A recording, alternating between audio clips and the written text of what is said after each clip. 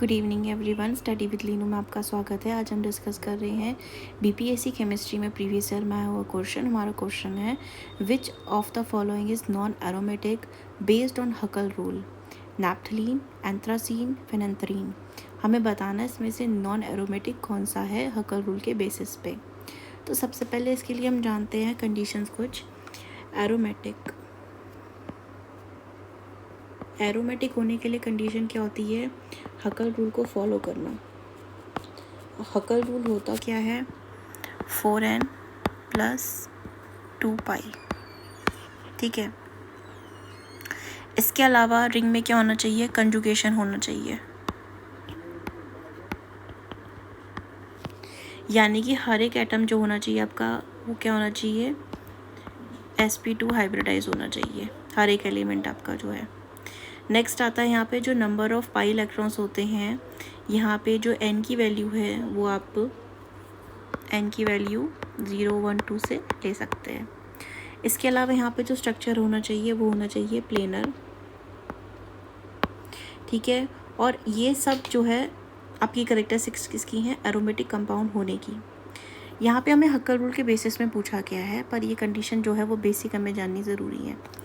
इसके बाद नेक्स्ट आता है यहाँ पे हमारे पास नॉन एरोमेटिक, जो हमसे पूछा गया इसमें से कौन सा है।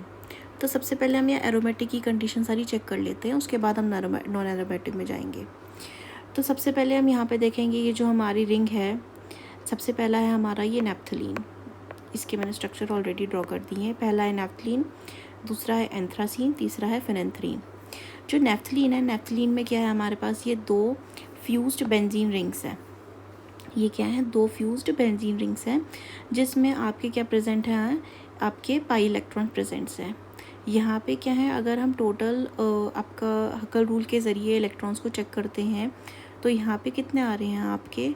4n + 2π लगाते हैं तो हम देखेंगे 4 में n की वैल्यू 3 रखते हैं, क्योंकि एक रिंग में आपके कितने हैं टोटल इलेक्ट्रॉन? 6 है यहाँ पे। तो +2 = कितना आ रहा है? 14π इलेक्ट्रॉन। ये क्या कर रहे हैं? डीलोकलाइज कर रहे हैं यहाँ रिंग में। ठीक है। तो ये तो फॉलो कर रहा है हकल रूल को, यानी कि ये क्या है? एरोमेटिक है, क्योंकि यहाँ पे जितने भी आपके ये कार्बन्स हैं सब क्या है? sp2 हाइब्रिडाइज्ड है, प्लेनर स्ट्रक्चर है, कंजुगेशन शो कर रहे हैं। तो ये तो आपका नॉन एरोमेटिक नहीं है। सेकेंड हम देखते हैं यहाँ पे जो आता है वो है एंथ्रासीन। अब एंथ्रासीन में क्या है? यहाँ पे हमारे पास 3 फ्यूज्ड रिंग्स आ गई हैं। अब यहाँ पे भी हम देखते हैं, इलेक्ट्रॉन को काउंट कर लेते हैं, नंबर ऑफ़ इलेक्ट्रॉन। यहाँ पे भी n की वैल्यू हम 3 रखते हैं तो आएगा हमारे पास फिर से कितना आएगा? 3 वैल्यू रखने पे 4π इलेक्ट्रॉन आएगा यहाँ पे।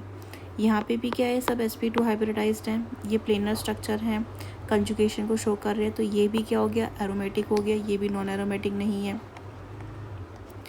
नेक्स्ट आता है हमारे पास फेनेंथ्रीन। फेनेंथ्रीन में क्या है? अब हमारे पास यहाँ पे भी सेम है आपका, जो इसके पास भी 14π इलेक्ट्रॉन्स प्रेजेंट है यहाँ पे।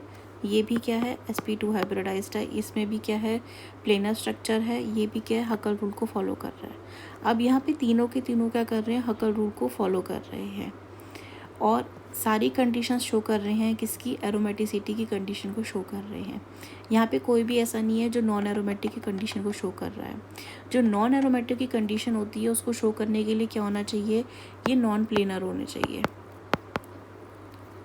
अनकंजुगेटेड होने चाहिए।